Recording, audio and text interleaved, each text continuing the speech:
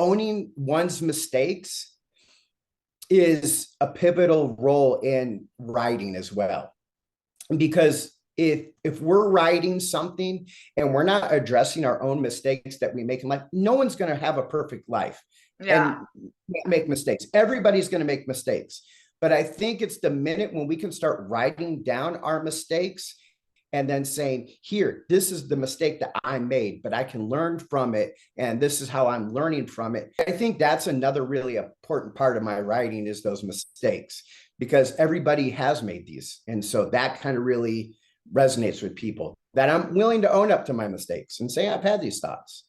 Yeah, I think self-awareness, when you're writing, we're really aware of our own things. And when we know what our weaknesses and strengths are.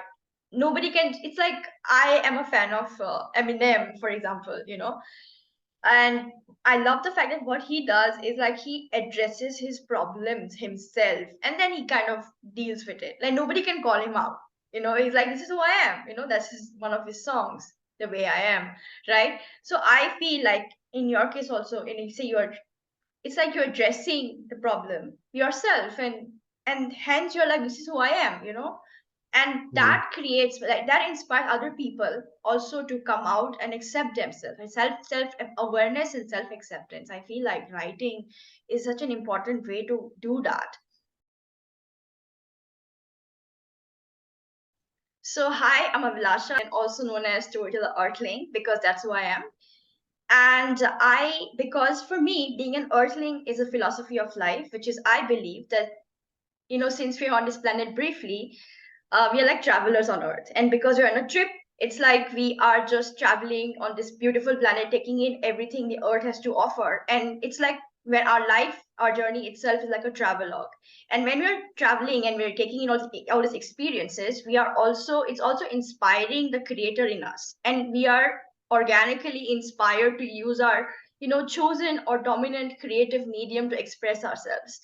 And which is why, I feel like these stories of being a creator, or what I would like to call travelogue, is what I feel like holds certain information. It's a way of knowledge sharing, and I think a person's travelogue, and look at them, has really like highlights that we can borrow from, and we can utilize it and get inspired by. Hi, I'm Steven Dee Kish, and I am a poet, a writer, and my whole goal in life on this life journey is to address the elephant in the room in everything that I write. Um, I really hit on a lot of mental health topics. I focus on things that a lot of people keep to themselves, and I feel that I can be that voice for people who necessarily don't want to say anything and keep everything really tight.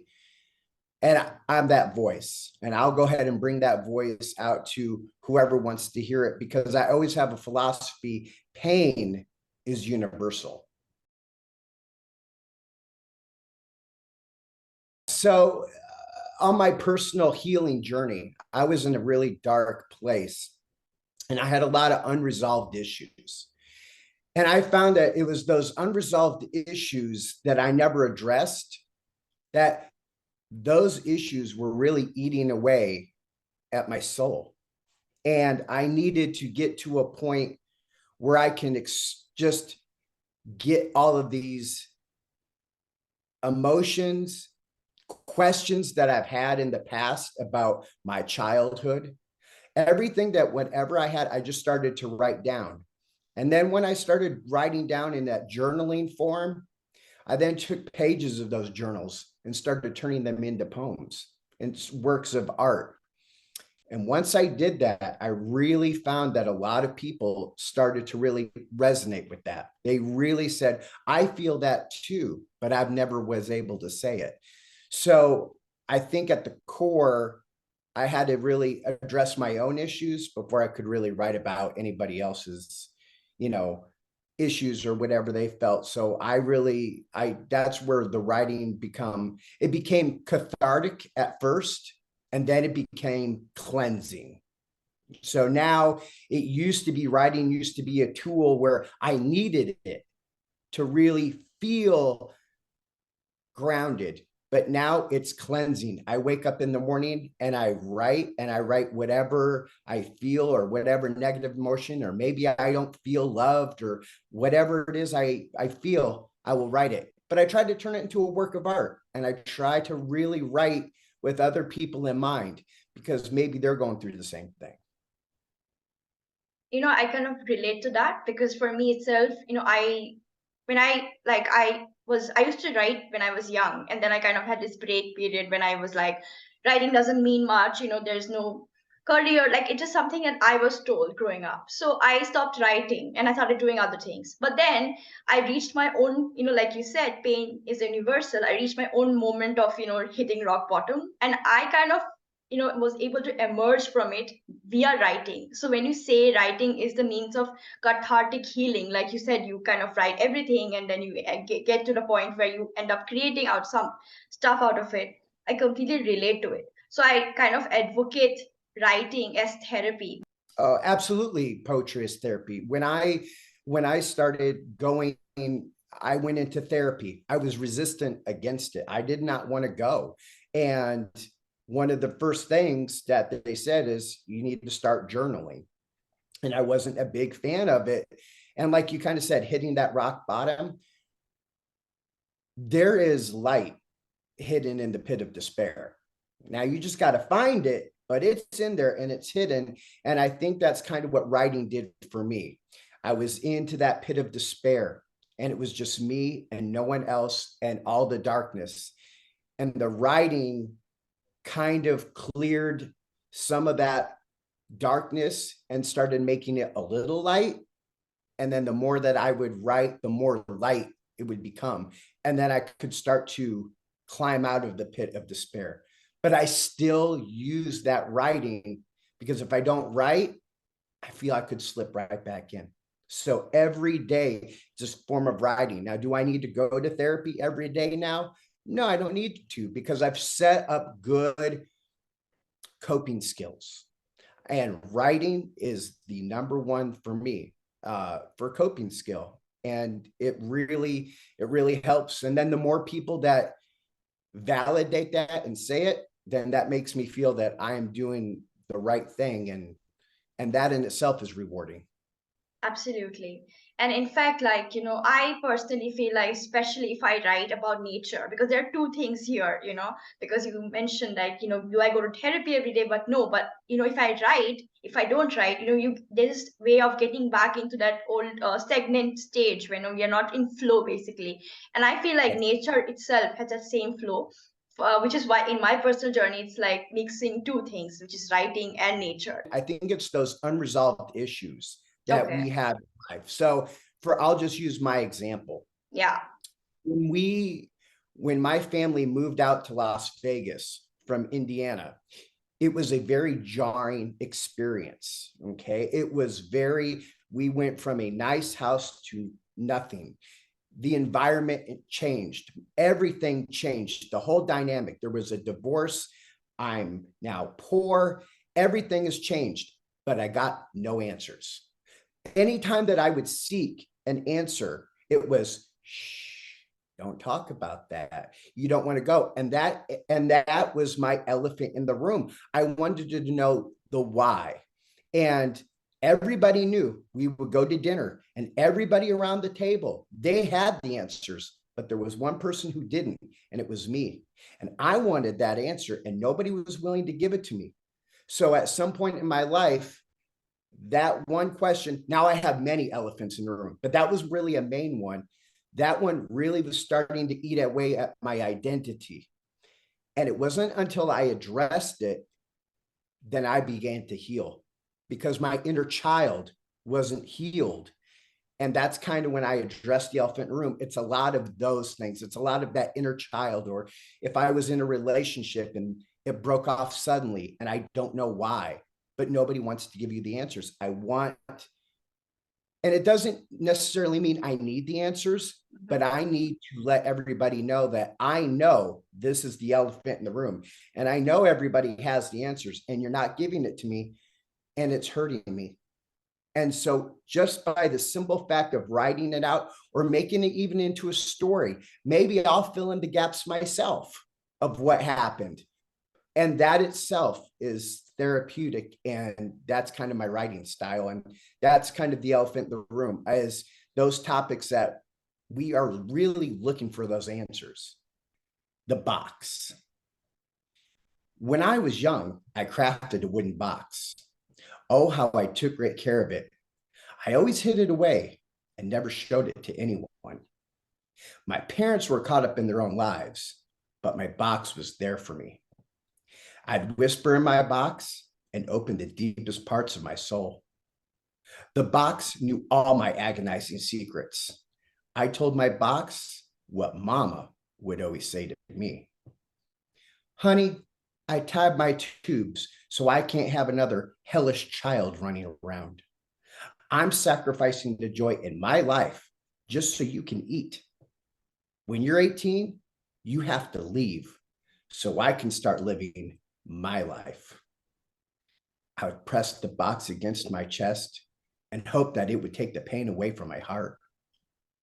The box never judged. It soothed my feelings. As years passed, I found time to talk into the box. It became my box of regrets, sorrows, and hangups, a poor man's Pandora's box. I was ashamed to get rid of it. What if someone opened it? All my secrets would be exposed. Who could love the real me when my parents discarded me with such ease? I needed to be free from the box. It served me well, but it feels like it weighs 100 pounds. My parents were right. I have no value in life. I failed to meet expectations. I closed my eyes and let the box guide me, hoping it would lead me somewhere. Hours of wandering go by, and soon my hand feels a metal railing. I open my eyes and inhale. Ah, the San Francisco sea air fills my nostrils. I look at my shoes gripping the famous Golden Gate Bridge.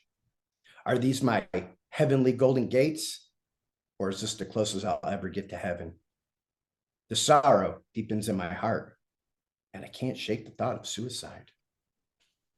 Thoughts start to form. Should I leave a note? What should I do with the box? If someone finds the box, would they understand the darkness inside it? One thing that is missing from the box is hope. Hope was the last thing I was holding on to, and it's gone like everything else. My fingernails start chipping away at the wooden box, and I began to think, will my sins stay on the bridge? Will the water below cleanse my soul, or will it be a devil's baptism? I'm on the edge, and I am so close. I could jump off the bridge, and the bottom of the bay can be my home. Davy Jones can be my father, and any mermaid can be my mother. My dreams and hurt can stay buried under the ocean floor. I kiss the box. I take a step forward with my foot hovering over the water. I can't live like this. I take a step back and refuse to let the past set my future. I hold the box so tight, and then the wood starts to break. I throw it as hard as possible into the bay. I watch it crash into the water, and it starts to sink. I take the first step towards a new life and walk away from all my hurt. It's because the box is basically our hurt, our pain, whatever it is, that's what the box is. And so you could almost say the box would be our elephant in the rooms, whatever never got it. And so by throwing the box into the bay, I'm killing that part of all that negative stuff, and I'm walking away. When you say like there are unaddressed issues, I feel like it directly correlates to our mood, because it's like when we have, yeah, like when we don't address something and we kind of, we like recently I came across something that we have become addicted to social media because or external stuff, like watching something or not really tending to our emotions and feeling, not really checking in, like how are we really feeling, because we don't address those things that we have. We're kind of running away from our emotions because they already feel negative. Instead, like you said, writing, we could just write it out and figure it out. It could be like a very basic thing, right? I feel like poetry or writing, because we write because to feel better, gives us that space to rethink, like for example, when we have negative thoughts in our head, it's like it feels like it's the end all and be all, there's no hope. But writing gives us that meditative space to reconnect with that soul self, and Mm. and like your poem itself expresses, and most of your writing, it's like hope that we are all looking for, and writing gives us the space to reconnect with our truth. My journey as a writer started in 2017 at the lowest, darkest place of my life. And as I started to go ahead and just write, I still needed to do the 9 to 5 job. I'm also a physical education coach. So I teach children how to play games and cooperative skills. And so that's the one side of me that is the everyday person. And then when I come home and write for myself and others, that is my more philosophical person, my persona, where I'm really into that deep of we're on a life journey and it's going to hurt, and let's talk about that. And so that's kind of where I just started going. Then I would write my captions on my social media. And as I started writing captions, people really started to like my captions as much as they did my poems, if not more so. So then people started to reach out saying, would you like to write a caption, or would you like to write an article or a column? And I'm always trying to go ahead and I'll say, of course. And Yeah. my writing isn't really filled with a lot of love per se. But when I wrote this, the one thing that really got stuck in my head is I said, we can love people during the easiest times, Hmm. but we love someone during the hardest times of our life. And I thought to myself, what would be one of the hardest things in life? And I love my grandmother. So I jotted down the word grandmother. Then I said to myself, what if she would come up to us and say that she was going to die because she had stage 4 cancer? How would that love look? Would I be angry? Would I be angry at cancer? Would I be angry at life? What would it be? But I wrote it from my grandmother's perspective. I wrote it from my grandmother telling the whole family that she has stage 4 cancer because she wants to have the group love her and not love that she's going to be leaving the earth, but love her in the good times. And that's what I wrote. It's called Dignity. Hmm. All right. Okay, so here's the poem. Please don't be mad. Just love me and let me explain. I know when the band has played its last song, I tried to reach my goal of 100 years old. It looks like I'm going to come up 16 years short. It's not like I didn't try. I gave it a hell of a go. But when I hear the doctor throw around words like catheters, stage 4, advancing, hospice, spreading, radiation, there is no hope for remission. I accept my fate. So let's talk about the end freely. Please love me and let me die with dignity. I've never tarnished our family name, as I always thought what was best for the family. Think of me and know that I'm ready for the end. I don't want to spend weeks, months, or years in the bed and be dependent on others. I want to leave the earth knowing who I am, not what I've become. Please love me and support my decision. Don't deny me. Instead of fret and misery, let's have a celebration. Celebrate my accomplishments and the beautiful life I've lived. A trip to the hairdresser for a final perm and get that last bit of gossip. I can wear that dress I was always saving for that special moment. Dab a little bit of Grandpa's favorite perfume on the wrists. Oh, how I miss him so. My granddaughter can do my nails because, that's her thing. play good music like Frank Sinatra's My Way. I know it's ironic. We can eat until our bellies are full with fried chicken and endless sides. I'll make the family favorites just one more time. I don't need to worry about my weight or cholesterol anymore. I've lived a full life. I've seen my grandkids turn to adults. No one is shortchanging me. Spiritually, I'm ready. I have peace in my soul. I'm done resting in this life. It's my time. I'm not going to fight it. I'm fighting for my dignity. The end. It's wonderful. I think your piece echo like the what I try to convey with this podcast is that when we are here and we are traveling, we only take in the good stuff, you know. Like That's right. why focus on the bad or what the pain and the suffering, but rather like all the good little things, you know, that give us joy, Right. like painting her nails by her granddaughter, you know, going to the hairdresser, right? And specifically the line which you said that I want to, when I leave earth, I want to be known for who I am, not what I've become, which is That's correct. that's a brilliant line. Yes. Loved it. And you can see where that would be addressing the elephant in the room.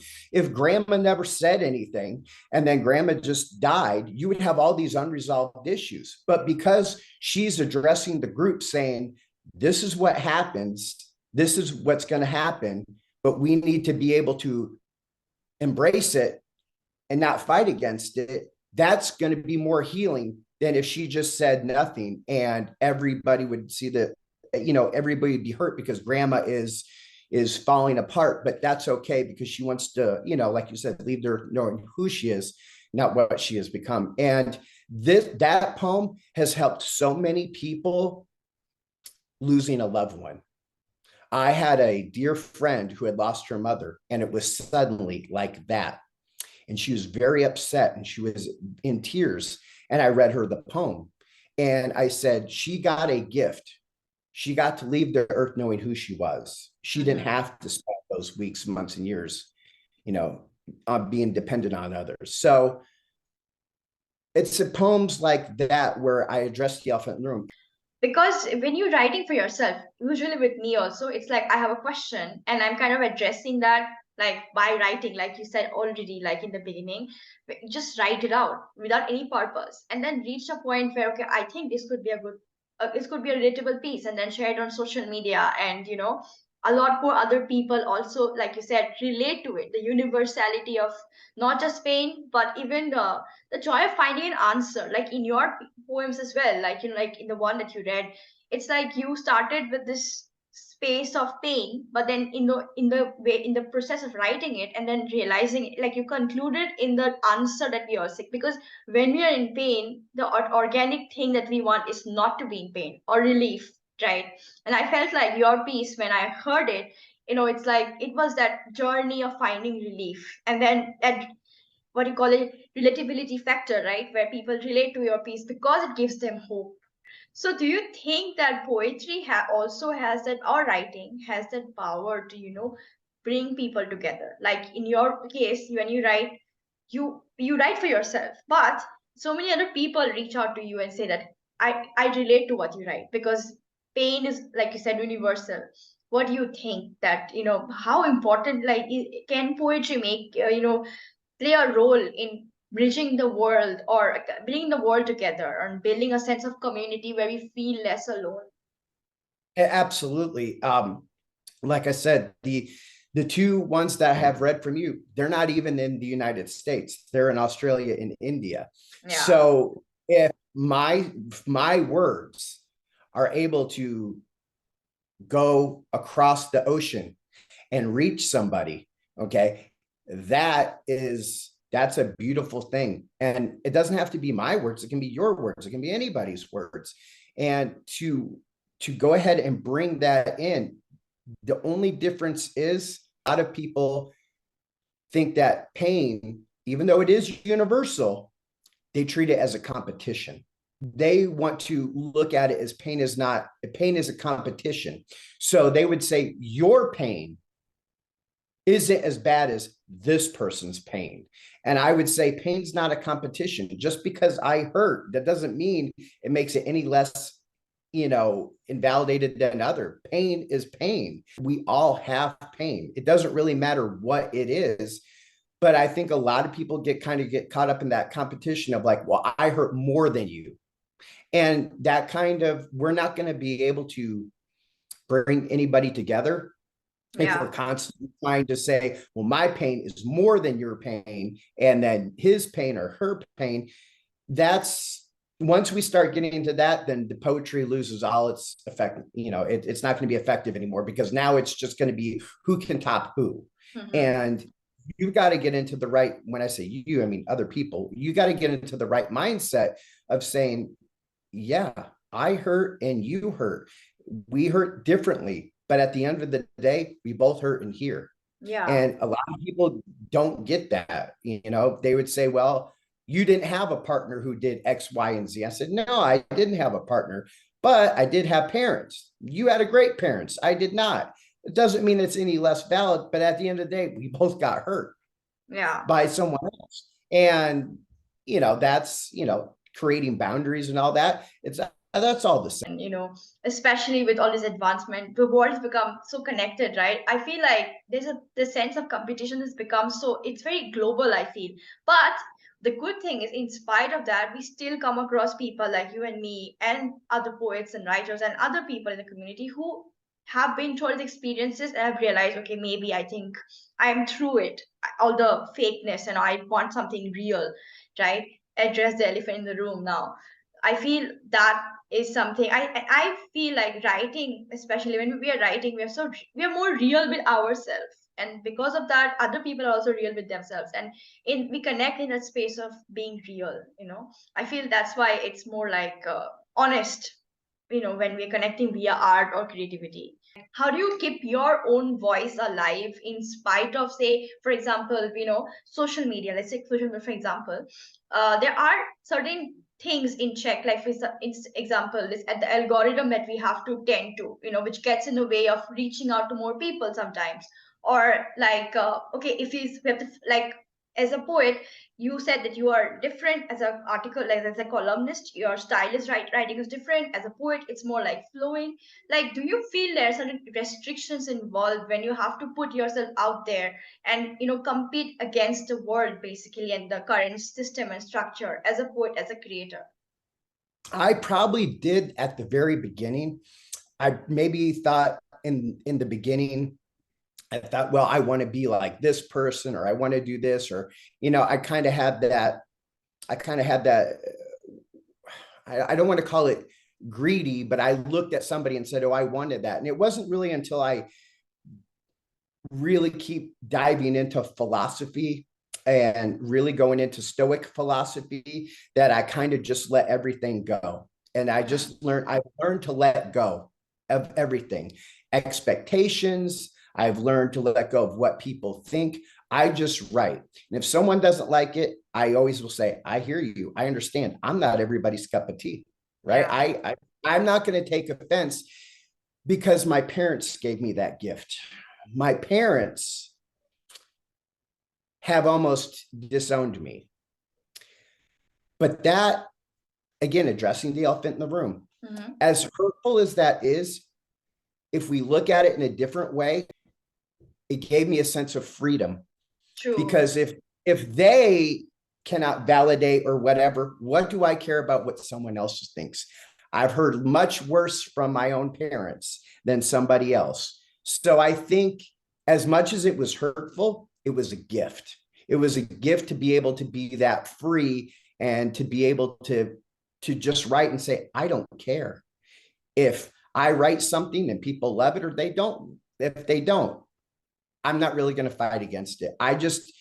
But I could see where you're saying is you feel that there's a constant need for validation and you want to go out there. And at one point I have felt that, but I wouldn't say anymore because I've really learned to just kind of let go, just Hmm. kind of let go of life of, I can't control what you like. I can only control what I control, and I can control my art. And it's important. And whether it gets validated or not, that's out of my control. And so I think if I have that kind of mindset, that's kind of where I really kind of focus on, is just there's some things out of my control. So it doesn't bother me anymore. Yeah, that's great advice because I think because when you start out, for example, it's very common, it's very easy to get intimidated when you're looking here. You said that okay, before you put yourself out there, like in my own journey, like writing for myself and sharing my writings the entire world, the sense of there's a difference between that because when you put yourself out there, it's up, you get intimidated. There's an echo chamber going on social media, for example, and then all sorts of stuff. But I love that fact that your own journey taught you something incredible, which is that you felt like although you had something like really heartbreaking in your life experience, but yet on the glass half full perspective it was like a sense of freedom. What are some, like, for example, what would you say to somebody aspiring to address the elephant in the room? Like I'm somebody, for example, with a lot of repressed pain, for example, and I have not addressed the elephant in the room because, and it is affecting my life. I could be anybody. I could be an athlete. I could be somebody in finance. Just saying. But what, because you are somebody who has found writing and you have addressed the elephant in the room via that, what what if there are certain tips, like 5 things that you can suggest to somebody who is not addressing, but I think we must address it. Like what steps should they follow? Okay, I would say the first part when you're addressing in the elephant in the room is you got to find an outlet. Okay, before you even start looking for answers, you got to have an outlet for these emotions, because before you seek answers, you still have all the stuff in here. So you got to find an outlet. So for me, it's writing. It could be soccer for somebody else. It could be whatever that outlet is. But you got to get those emotions out in a way where you're just not holding it. Once you find an outlet, and again, it doesn't have to be a big outlet, but you need to start getting in the process of shedding some of those emotions. Then you got to become almost a detective. And you're going to have to really kind of do the research. You're going to have to ask some hard questions, and they may not ever be answered, but you're going to have to really ask people around. You're going to have to maybe ask, if you need answers from somebody and they're unwilling to give it to you, you might have to go to an extended a family member, and kind of get theirs. And then you have your own personal experiences. So you almost got to, I always equate it as putting together a puzzle with missing pieces. So no one wants to put together a puzzle with missing pieces, but if you start having an outlet, you start putting together that puzzle, and then you kind of come up with your top 3 issues, right? These issues. So what are my top 3 that's really burdened me? And then kind of find those answers and do the best you can. And it's not going to be quick. It might take some years. It might take this, but as if you keep putting together the puzzle, the more healing you're going to get, and the more addressing it you're going to get. Oh, I got the answers for this one. Now I can move on to another one. And so it's kind of putting that puzzle. So I'd say the first one is finding that outlet. Second is being that detective. And then the third one is it's never going to end. So if you think that one day it will just be, I'm done, I don't think that's ever going to happen. I think that number 3 is finding a way to constantly check in with yourself, right? Check in with yourself as like, wow, I haven't really done this, or I really been feeling a certain way. I don't feel loved. If I don't feel loved, why don't I feel loved? Is it the person, or is it maybe I'm dealing with an issue from my past and they're kind of crossing, right? My partner said something and that triggered me from my past, and now I'm saying that my partner is just like this person, when in really it's the way I'm looking at it, because you constantly got to be that detective. And I would say those are probably the 3 ones. You can't give up on it. You got to keep working on it every day. And that goes for your outlet. You can't just say one day, oh, I'm good now, I can stop my outlet, right? It has to flow. You Yeah. got to constantly flow with your outlets. And that's why I try to write every day, because it's cleansing. And if I'm not writing for a day or creating art, then, you know, we have pens, there's paintbrushes. So if I'm not creating art, you know, there's going to be, I'm going to fall back to old habits and I'm going to feel old emotions. So if you want to be your better self, you kind of got to do things that you normally wouldn't do. The three things you said, exactly what it is. I have it echoes my own experience, because it first step is about finding, addressing it, accepting it, and then doing something about it, whichever way appeals to us. Right. And I feel like, to make it into a full circle, in your case, whatever experiences you had, all the pain and the sadness and everything, it's like it shaped who you are, and it has given birth to your writings and poetry. I feel That's like right. without all the pain, or that all the experiences you've had, you wouldn't be who you are already now. I think that is the Oh, blessing I in know. disguise. Yeah. I tell myself that every day. I had a student ask me, they're like, "Oh, being a writer must so be great and everything else." And I said, if someone told me this is what I had to go through to be a writer, I said I wouldn't do it. The pain was too much, right? I Yeah. don't want to Yeah. be, I would rather do something else because this journey wasn't an easy journey. And they're like, but you're good now. And I go, yes, now I'm in a good place. But it was filled with a lot of peaks and valleys, and more valleys than peaks. So it hurts. And I've only gotten to a good place in the last 5 years, but I don't know if I would have signed up for 40 years of pain. I don't know. That's a rough one. And I always think to myself this way. And maybe it's the negative self-talk, Yeah. because I'm still always trying to get myself out of that. And I said, boy, I never would do this. I never would go through what I had to go through to be it. But everybody likes it. But it hurt along the way. And I don't know if I would do it again. Yeah, I think we all have something or the other that we don't Right. want to, we wouldn't have, definitely deliberately chosen, but subconsciously it happened somewhere along the line. But I personally feel like the past is dead and we only have the now. Because I follow Eckhart Tolle, the philosopher, who said that the only time is now. Now is our power, and we can impact it, make whether we can choose to feel good or not. And I feel like doing how we choose our thoughts now can impact our future. But like you said, it's a process. In my own, journey, it's like sometimes I'm sorted, and because I'm writing and feeling good. But there are times when I kind of things sink in and I'm in low energy because I've not done the work. And then there's a lot of self-criticism because, oh, you should have sat and written, you should have done the work, you should have meditated, why didn't you? But it's always going to be there. And I think kindness and compassion is something I found very, something I lack, but I feel like it's something there is a reason why life gave me an opportunity to learn. I feel it goes a long way. Oh, Yeah. absolutely. Yeah, that negative self-talk is so hard to break. And I recently just did a post on negative self-talk where we just get in the habit of just having this negative self-talk all the time. And yet we're the ones, we don't need to dump on ourselves anymore because there's going to be plenty of external people pointing out our bad things. Oh, well, you should have done this at work, or you should have done that. There's going to be enough people telling us these things, but we don't need to keep adding on to it. And most definitely, we don't need to add on to it first thing in the morning. We don't Yeah. need to look in the mirror and start finding fault.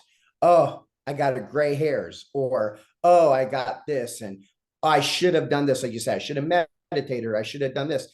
We don't need to wake up in the first part of the morning and just look in the mirror and just fault find, because that's Yeah. going to set us up for failure. We got to set ourselves up for success and look at it and says, I got gray hair, but I'm going to accept it. I can't, that's how it's going to be. And that's kind of where we got to get into that mode, because there's going to be enough people giving us negativity. We don't need to be those people, right? Yeah. We need to be our own advocate for ourselves and say, we're good. Yeah, Yeah. we have, yeah, we have bad things, but you know what? We can get to them, and we don't need to focus on them. We can Yeah. focus on the good things that we got today. But you know Exactly. what? That's hard to break. It's easier said than done, because everybody looks at the mirror and sees faults. And Yeah. that's all. And that's how my columns. I'm no different. right? I can say we should do this, but then I say my columns, but I know that's not as easy as said than done. Yeah, And it's a process. I remember so vividly. I was in a dark place and I was journaling. And I think I went on YouTube. And up to this point, I didn't even like poetry really. I was just, I don't know. It never really Yeah. appealed to me. I'm not a rhymer poetry. I didn't even know there was free verse out there. And I stumbled across Charles Bukowski's Roll the Dice. Yeah. And that poem changed everything for me because every line of it, it was so, it touched me and it made me feel that that's what I was going through. And basically, roll the dice is you're going to lose, but if you really want something bad enough, you'll go all the way, right? And it goes, if you go all the way, that could mean, freezing on a park bench. That could be not eating for 3 or 4 days. It could mean mockery, division, isolation.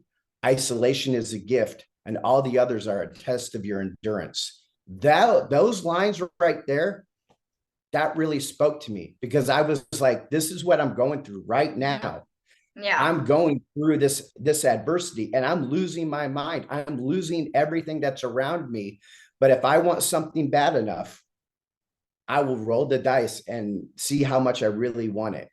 Right. And you'll do it despite rejections and the worst odds. And when it does happen, it will be the greatest thing that you could ever imagine. What is your creative process like? So what I'll do is I'll think, you know what, I really want to go inspiration today. And then I'll kind of find a quote that speaks to me. Now, once I find a quote that speaks to me, I can have that prepared in advance. But what I'll do is when I write my caption or my article, that will be done that morning Mhm. because I want to make sure, because that's part of my healing process. So if I see something on adversity, Mhm. I'll write about it that morning. And I like to get up at 3 a.m. and 4 a.m. to write. And I'll write for about, 3 a.m., 4 a.m., and I'll go all the way to about 7 a.m. I like to usually write every day. And Mhm. so I'll use my social media as almost like my journal. For as far as poems, that's different. I have to write to be inspired. My poem is freestyle, and I'm kind Mhm. of telling a story. My columns, I'm trying to give you flip side of the coin. I'm trying to give you both sides of the perspective. Yeah, we hurt and healing is important, but isn't it's not going to be easy, right? And then I kind of give out the pitfalls of, well, this is probably what's going to happen. You're probably going to fall and backslide a little bit, and nobody's going to be perfect. But if you want inner peace, nothing comes easy. And you should kind of know this because life isn't easy. So I kind of, with my columns, I try to make people think more than versus my poems where I'm just telling them a story. I think the part that I really liked is that if you write at 3 a.m., it's a very interesting thing because I feel like it's the best time to write actually. When I was writing my own book, I was working on a novel in 2020, and I would wake up, like I would just be woken up, like 3 a.m. I am sleepless and I'm writing my book till, like you said, till it's actually morning. So my book is called Morning. I completely relate to that. So how do you like why 3 a.m.? Why do you choose that time? Like usually people don't wake up that early. Well, I guess it kind of goes back to that Charles Bukowski. You're going to have Okay. to give up something. You're going to have to give up something in life if you want something bad enough. So what do I give up that I'm going to have to give up?